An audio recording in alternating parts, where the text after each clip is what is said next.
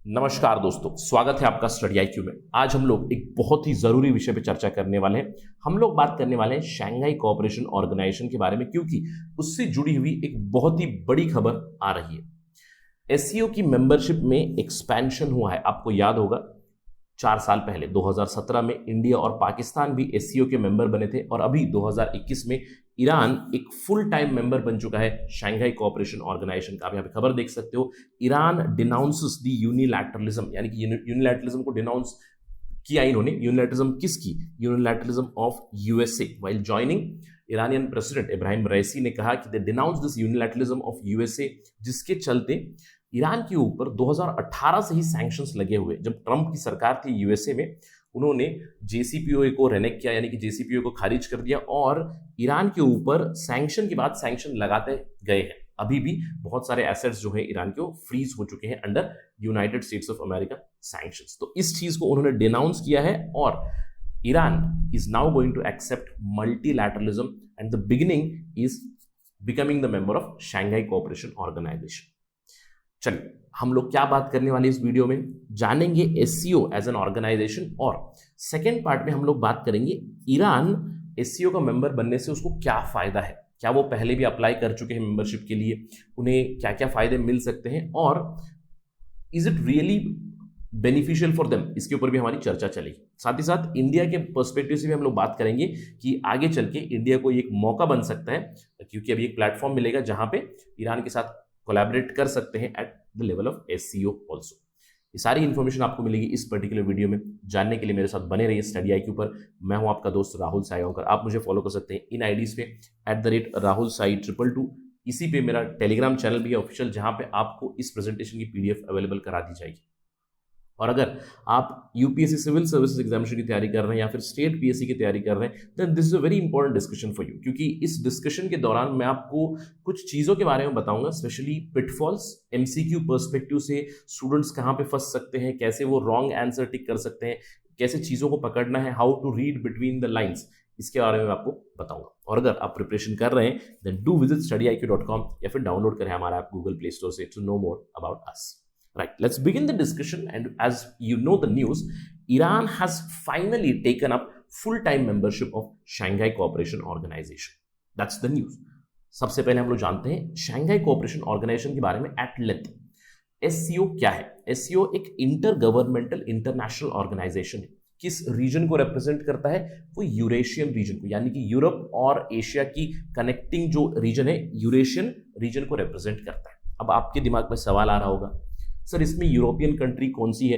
Although strictly कोई European country नहीं है, बट अगर आप रशिया की बात करें, रशिया इतनी बड़ी कंट्री है, उनका जो वेस्टर्न साइड है, Moscow side, they consider themselves to be more European rather than Asian, right? तो इसीलिए it is a Eurasian organisation, जहां पे आपको पॉलिटिकल, इकोनॉमिक और मिलिट्री कोलैबोरेशन मिलेगी। तो स्पेशली आप ध्यान रखिए, मिलिट्री कोलैबोरेशन या फिर मिलिट्री पर्सपेक्टिव इसमें क्या है, मैं आपको थोड़ी देर में बताऊंगा। और इस बॉडी का इंटेंशन क्या है कि रीजनल पीस हो, रीजनल स्टेबिलिटी हो इस पर्टिकुलर एरिया में, ये उनका उद्देश्य है। शुरुआत इसकी हुई थी 2001 में फॉर्मली, इनका चार्टर आया अगले ही साल 2002 में, और 2003 में एनफोर्स हुआ। तो फॉर्मली हम कह सकते हैं कि 2003 से ये बॉडी स्टार्ट हो चुकी है। और एक बहुत ही इंपॉर्टेंट इन्फॉर्मेशन आपके लिए ये है कि एससीओ की ऑफिशियल लैंग्वेजेस 2 है, रशियन और चाइनीज। ये मैं क्यों बता रहा हूँ, आपको समझना चाहिए। यहाँ पे 2 कंट्रीज का बहुत दबदबा है, एक है रशिया और दूसरा है चाइना, जिसकी क्लाउड और भी ज्यादा बढ़ रही है इन terms of money, in terms of project. अगर हम लोग बेल्ट एंड रोड इनिशिएटिव की बात करें, बहुत सारे मेंबर्स BRI ज्वाइन ऑलरेडी कर चुके हैं। चलिए अब बात करते हैं इस ऑर्गेनाइजेशन के बारे में। जैसे कि मैंने आपको बताया, यूरेशियन पॉलिटिकल, इकोनॉमिक और मिलिट्री ऑर्गेनाइजेशन। तो ये रीजन आपको यहाँ पे दिखेगा, बहुत ही बड़ा एरिया है, ऑलमोस्ट 40% ग्लोबल पॉपुलेशन इसमें रिप्रेजेंटेड है, 20% ग्लोबल जीडीपी कंट्रीब्यूट करते हैं ये देश। इसके अलावा almost 25% world mass area, Iran join होने के बाद तो a quarter of the world is Shanghai Cooperation Organisation. बहुत जरूरी चीज, और स्ट्रेटेजिकली लोकेटेड है एशिया में। इनफैक्ट हम लोग कह सकते हैं कि Russia is a connecting link between Europe and Asia. और अगर हम लोग आज की बात करें, अफगानिस्तान आप यहां पे देख सकते हो, उसका ऑब्जर्वर स्टेटस था। इनफैक्ट ईरान का भी ऑब्जर्वर स्टेटस था, लेकिन अभी Iran would jump here, it would become a member state. और ये जो मैप में आपको ग्रीन दिख रहा है, it would rather become blue, right? और इस शंघाई कोऑपरेशन ऑर्गेनाइजेशन को नॉर्मली एक काउंटर वेट कहा जाता है नेटो का, यानी कि North Atlantic Treaty Organisation which is led by United States, उसका काउंटर समझा जाता है specially in the 21st century. क्योंकि अगर हम लोग बात करें यहाँ पे दो मेजर प्लेयर है, एक है रशिया और दूसरा है चाइना, दो रिप्रेजेंट करते हैं आई वुड से anti United states stance, right. अब ये तो था एससीओ के बारे में। इसके कौन कौन मेंबर्स है यहाँ पे आपको ध्यान देना है। दो बड़े मेंबर्स है, एक है चाइना, एक है रशिया। इसके अलावा दो प्लेयर्स को 2017 में ऐड किया गया था, इंडिया और पाकिस्तान, और इनके अलावा सेंट्रल एशियन रिपब्लिक्स है। अब ये कौन से हैं आपको याद रखना है, किर्गिस्तान, कजाकिस्तान, ताजिकिस्तान और उज्बेकिस्तान। प्लीज रिमेंबर ताजिकिस्तान एक मेंबर है, और अगर मैं एक स्टेटमेंट दूं, Turkmenistan is a full-time member of Shanghai Cooperation Organization, that statement would be wrong, वो गलत स्टेटमेंट होगा। आपको याद रखना है ताजिकिस्तान मेंबर है, तुर्कमेनिस्तान नहीं है। I'm repeating, ताजिकिस्तान मेंबर है, तुर्कमेनिस्तान नहीं है, राइट। चलिए अब थोड़ा सा इतिहास जानते हैं इस पर्टिकुलर ऑर्गेनाइजेशन का। शुरुआती दौर में जब ये बॉडी बनी 2001 से पहले, तो ये एससीओ नहीं थी, ये शंघाई 5 थी, और इसमें मेंबर्स थे कजाकिस्तान, किर्गिस्तान, चाइना, रशिया और ताजिकिस्तान। अब ये बनी क्यों थी, आपको याद होगा 1991 में यूएसएसआर डिसइंटीग्रेट हुआ था। अब डिसइंटीग्रेट होने के बाद जो सेंट्रल एशियन रिपब्लिक्स बने, जो स्टांस हम लोग कहते हैं, वो बने। और आप जानते हैं कि यूएसएसआर जो पहले था उसका नेबर कौन था, चाइना। तो जब नए रिपब्लिक्स बने, उसका सक्सेसर स्टेट बना रशिया, तो ये काफ़ी अंडरस्टैंडेबल सी चीज़ है कि बॉर्डर के ऊपर डिस्प्यूट होगा, मिलिटराइजेशन होगी। इनफैक्ट ताजिकिस्तान में एक सिविल वॉर भी हुआ था। इन सब चीज़ों के कारण 1996 में एक शंघाई 5 बना, और इस शंघाई 5 के मेंबर्स थे ये 5 मेंबर्स। इन्होंने बॉर्डर डिमार्केशन के लिए, डीमिलिटराइजेशन के लिए बातचीत करने के लिए एक बॉडी बनाई, उसका नाम था शंघाई 5। और फॉर्मली 21st सेंचुरी के बिगिनिंग में 2001 में उज्बेकिस्तान को भी इसमें ऐड कर लिया और एससीओ बना। शंघाई 5 से they turn to SCO, Shanghai Cooperation Organisation, और मेंबरशिप एक्सटेंड की गई 2017 में। जैसे कि मैंने आपको बताया, इंडिया और पाकिस्तान को भी 2017 में मेंबर बनाया गया। काफी इंपॉर्टेंट बॉडी है। और अगर आप इस ऑर्गेनाइजेशन को देखें, यहां पे 4 ऐसे बहुत बड़े प्लेयर्स हैं, रशिया, चाइना, इंडिया और पाकिस्तान। इन चारों के पास न्यूक्लियर वेपन्स है। और अब जब ईरान ऐड हो चुका है, तो Iran is also potentially looking for nuclear testing etcetera, then it becomes a very very important body, not just regionally, I would say globally. अब किसी भी बॉडी के बारे में आप जब बात करोगे, तो उसकी स्ट्रक्चर को देखना बहुत जरूरी हो जाता है। उससे हमें पता चलता है कि उसकी इंपॉर्टेंस क्या है। अब जब हम एससीओ का स्ट्रक्चर देखेंगे, उसके 5 विंग्स आपको मिलेंगे। एक तो है head of the state council. इसको हम लोग कह सकते हैं कि एक पॉलिटिकल बॉडी है जो internal functioning, international relations, SCO का ओवरऑल जो डायरेक्शन होता है उसके बारे में डिसीजन लेते हैं ये लोग। इसके अलावा head of the government council एक होती है, जो हम लोग कह सकते हैं एक इकोनॉमिक बॉडी है, right, which deals with the budget, which deals basically with the finances and the economic interactions of SCO. इसके अलावा एक फॉरेन अफेयर्स काउंसिल है जो डे टू डे वर्किंग देखती है शंघाई कोऑपरेशन ऑर्गेनाइजेशन की। इसलिए मैंने आपको कहा था political, economic and military body. अब मिलिट्री बॉडी कैसे है, क्योंकि यहां पे एक रीजनल एंटी टेररिस्ट और एंटी टेररिज्म स्ट्रक्चर है। आपको याद रखना है ये। इनका एक मोटो है to combat terrorism, separatism and extremism. Very very important. इसीलिए यहां पे आपको एक सिक्योरिटी पर्सपेक्टिव जरूर मिलता है एससीओ। इसको कंट्रीब्यूट करते हैं। इनफैक्ट ये ऐसी एक इंडिविजुअल बॉडी है जहां पे इंडिया और पाकिस्तान कोलैबोरेट करते हैं against anti terrorism.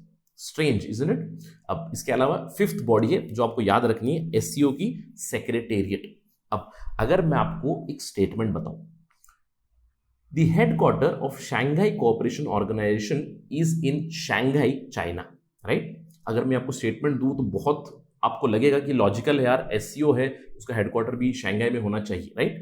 The answer is no, उसका हेडक्वार्टर शंघाई में नहीं है। आपको याद रखना है इट इज इन बीजिंग। जो इनका मेन हेडक्वार्टर है, ऑफिस है, it is in Beijing. It provides them all analytical support, organisational support to the SCO. I hope कि आपको एससीओ के बारे में बहुत सारी इंफॉर्मेशन मिल चुकी है। अगर कोई सवाल आएगा एग्जाम में, do solve it very very careful, right. चलिए अब बात करते हैं ईरान के बारे में। हम जानते हैं कि 2021 में ईरान एक नया मेंबर बन चुका है। सवाल ये उठता है कि क्या ईरान पहले भी अप्लाई कर चुका है एससीओ के लिए? The answer would be yes.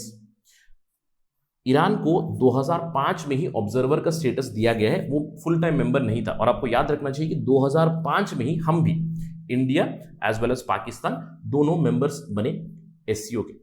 हम फाइनली मेंबर्स बने 2017 में, फुल टाइम मेंबर्स ईरान अभी बने।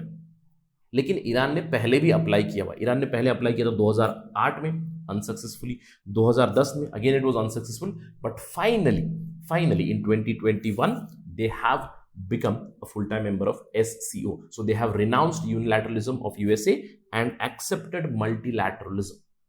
काफी इंपॉर्टेंट डेवलपमेंट। लेकिन अब सवाल उठता है कि ईरान को इससे फायदा क्या है, क्यों ईरान इसको ज्वाइन करना चाहता था, कंटिन्यूसली क्यों अप्लाई कर रहा था।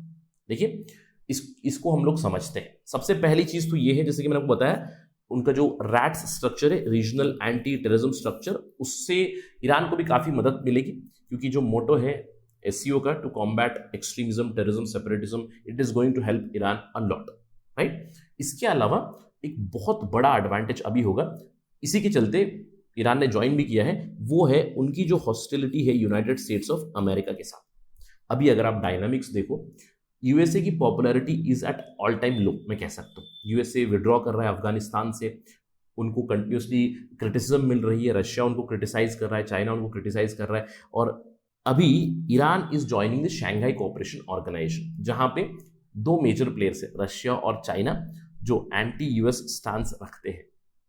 इससे ईरान को फायदा जरूर मिलेगा। और ईरान कंटिन्यूसली यूएसए की यूनिलैटरलिज्म का शिकार रह चुका है। अगर हम लोग बात करें ट्रंप की कार्यकाल की, जो फॉर्मर प्रेसिडेंट है यूनाइटेड स्टेट्स ऑफ अमेरिका के, उन्होंने ईरान के ऊपर बहुत सारे सैंक्शंस लगाए हुए थे जो अभी भी चल रहे हैं। तो इसके चलते ईरान को फायदा जरूर मिलेगा। अब तीसरा रीजन ये है क्यों ईरान ने एससीओ को ज्वाइन किया, ये हम लोग कह सकते हैं एक फॉरेन पॉलिसी चेंज जरूर थी। इसको बहुत ज्यादा ट्रैक्शन मिला पिछले कुछ महीनों में, जब से इब्राहिम रईसी बने हैं वहां के प्रेसिडेंट। अब आपको ध्यान देना है कि ईरान की फॉरेन पॉलिसी में बदलाव क्या आया है। देखिए, रईसी से पहले प्रेसिडेंट कौन था? हसन रोहानी। और हसन रोहानी की जो पॉलिसीज थी वो हम कह सकते हैं कि प्रो वेस्ट पॉलिसीज थी। इनफैक्ट ये कहा जाता है कि ईरान के जो सुप्रीम लीडर है अयतुल्ला खोमेनी, उनकी और हसन रोहानी की इसके ऊपर उतनी ज्यादा अंडरस्टैंडिंग नहीं थी। रोहानी वॉज प्रो वेस्ट, वो चाहते थे कि यूएसए के साथ अच्छे रिलेशंस हो। इनफैक्ट उन्हीं के कार्यकाल के दौरान JCPOA, joint comprehensive plan of action, sign हुआ था। लेकिन अभी जब हसन रोहानी जा चुके हैं, नए प्रेसिडेंट है इब्राहिम रईसी, ये कहा जा रहा है कि इनको इंस्ट्रक्शन मिली है, डायरेक्शंस मिली है from the supreme leader Ayatollah Khomeini की फॉरेन पॉलिसी बदली जाए। और यहाँ पे निर्देश ये मिले हैं कि फॉरेन पॉलिसी का रुख आप बदले ईस्ट की तरफ, not west, not USA, but shift it towards the east, look towards Russia, look towards China and look towards India. ये पॉलिसी अभी नहीं आ चुकी है इन ईरान। अब इसी के चलते इन्होंने ज्वाइन किया है शंघाई कोऑपरेशन ऑर्गेनाइजेशन। और फाइनली इससे फायदा क्या मिल सकता है? देखिए, ऑलरेडी 2005 से ईरान वाज ऑब्जर्वर मेंबर, बिल्कुल ऑब्जर्वर था, लेकिन अभी 2021 में फुल टाइम मेंबर बन चुका है। और अभी जो डायनामिक्स डेवलप हो रही है उसके चलते लेवरेज और एक बहुत बड़ी बार्गेनिंग चिप मिल सकती है उन्हें एट द डिप्लोमेटिक लेवल। मैं कहूंगा कि पॉलिटिकली उनका क्लाउड जरूर बढ़ेगा। जैसे कि मैंने आपको बताया, काफी वोलेटाइल रीजन है जो डेवलपमेंट हो रही है अफगानिस्तान में तालिबान के टेक ओवर के बाद। यहाँ पे Iran becoming a member of SCO will give it a lot of bargaining chip, how to deal with Afghanistan, how to deal with Taliban, इन चीजों के चलते। तो काफी फायदा मिलेगा ईरान को जरूर। लेकिन अगर हम लोग एक ऑल्टरनेट पर्सपेक्टिव की बात करें, will Iran really gain from this, right? Will Iran really gain? क्योंकि देखिए, जब ज्वाइनिंग हो रही थी, जब फॉर्मल अनाउंसमेंट हुई, तभी ईरान के जो प्रेसिडेंट है इब्राहिम रईसी, उन्होंने कहा कि फुल टाइम मेंबरशिप जो है एससीओ की, it is going to boost their economy as well as regional standing. मैं कहूंगा रीजनल स्टैंडिंग तो बूस्ट होगी, लेकिन इकोनॉमी बूस्ट हो गया नहीं, इसके ऊपर एक सवाल जरूर उठ जाएगा। साथ ही साथ इब्राहिम रईसी ने यह भी कहा कि उनकी अभी जो फॉरेन पॉलिसी है उसका गोल क्या है कि ईरान की कंटिन्यूसली पॉलिटिकल, इकोनॉमिक और कल्चरल टाइज को एक्सपैंड करे रीजनली, उसमें काफी मदद करेगा। लेकिन अगर हम लोग बात करें यहाँ पे प्लेयर्स की, जैसे कि मैंने आपको बताया 4 न्यूक्लियर पावर्ड प्लेयर्स है। Iran is also looking to get that nuclear technology, get that nuclear idea, जिसकी वजह से बहुत इंपॉर्टेंट बॉडी बनेगी। But in terms of money अगर हम लोग बात करें, Iran might not expect too much, क्योंकि प्लेयर्स कौन है यहाँ पे, सबसे बड़ा प्लेयर है रशिया एंड चाइना, दो बड़े प्लेयर, और इन लोगों के साथ ऑलरेडी ईरान की डील है। देखिए रिसेंटली मार्च में ईरान और चाइना ने एक 25 साल की स्ट्रेटेजिक पैक्ट साइन की है, जिसके चलते 25 इयर्स अंडरस्टैंडिंग है ईरान और चाइना के बीच। अब इसके अलावा हम लोग रशिया और ईरान के बारे में ऑलरेडी जानते हैं। देखिए हम जानते हैं कि 1979 में ईरान में रेवोल्यूशन हुआ और तब से लेके ईरान और यूएसए के रिलेशंस काफी तनावपूर्ण रह रहे हैं। तो उस समय पे इनकी मदद कौन कर रहा था, इनकी मदद कर रहा था रशिया कंटिन्यूसली, यानी कि जब यूएसएसआर था तब भी ईरान का समर्थन ये कर रहे थे। और 21st सेंचुरी में तो रशिया और ईरान की ऑलरेडी एक अंडरस्टैंडिंग थी, एक ट्रीटी है इनके बीच 2001 से ही, पहले 10 साल के लिए थी, 2011 में इसको रिन्यू कर दिया गया 2021 तक। और अभी खबरें ये आ रही है कि 2021 में there would be another new cooperation deal probably for 20 years between Iran and Russia. तो इकोनॉमिकली स्पीकिंग ये जो दो बड़े प्लेयर हैं इनसे ऑलरेडी अंडरस्टैंडिंग है ईरान की। So economically it might not gain from the other players, but regional standing, regional acceptance जो कहते हैं वो जरूर मिलेगी ईरान को, और उनकी रीजनल क्लाउड और भी बढ़ सकती है, specially against United States of America, क्योंकि मैंने आपको बताया कि हॉस्टिलिटी जरूर है ईरान और यूएसए के बीच, और ईरान अभी एससीओ को ज्वाइन करेगा जहां पे दो बड़े प्लेयर हैं रशिया और चाइना, जिनका ऑलरेडी एंटी यूएस स्टांस रहता है। तो इससे ईरान का दबदबा और बढ़ेगा रीजनली भी, इससे वेस्ट एशियन पॉलिटिक्स पे भी असर हो सकता है। अब जब हम लोग इंडिया की बात करेंगे, what would be the impact on India, देखिए दो तरीके से इसका इम्पैक्ट हो सकता है। एक इम्पैक्ट होगा पॉजिटिव, क्योंकि अब इंडिया को एक और प्लेटफॉर्म मिलेगा। हम जानते हैं कि पिछले कुछ सालों से इंडिया ईरान के रिलेशंस काफी तनावपूर्ण चल रहे हैं। अब इसमें फैक्टर है United States of America again, लेकिन अभी इस प्लेटफॉर्म के चलते एससीओ की पे India and Iran can collaborate and improve the relations. It's a positive aspect. But on the flip side अगर आप यहां पे मेंबरशिप देखें, इंडिया तो है ही, लेकिन इंडिया के अलावा कौन है, Russia which has anti-Western attitude, I would say anti-US attitude, China which has anti-US attitude again, Pakistan which has anti-US attitude, and now Iran which has anti-US attitude। तो चार मेजर प्लेयर जो बड़े player हैं उनका anti-US attitude है। और India की हम जो फॉरेन पॉलिसी वो देख रहे हैं, पिछले एक दशक से हम लोगों ने स्वे जरूर किया है towards United States of America, तो ये काफी कॉम्प्लिकेट कर देगा from Indian foreign policy perspective. SCO के मेंबर्स बहुत ज्यादा एंटी वेस्टर्न एटीट्यूड रखते हैं, इंडिया जो है उनके काफी अच्छे रिलेशन है यूएसए के साथ, तो आगे चल के इसके ऊपर जरूर प्रेशर पड़ेगा इंडो यूएस रिलेशन के ऊपर with Iran joining. So we'll wait and watch for this great game in the Central Asia. क्या होगा इसके ऊपर अगर कोई खबर आएगी तो we will continuously bring it on Study IQ. But that is it right now from my side. Thank you for watching. जय हिंद।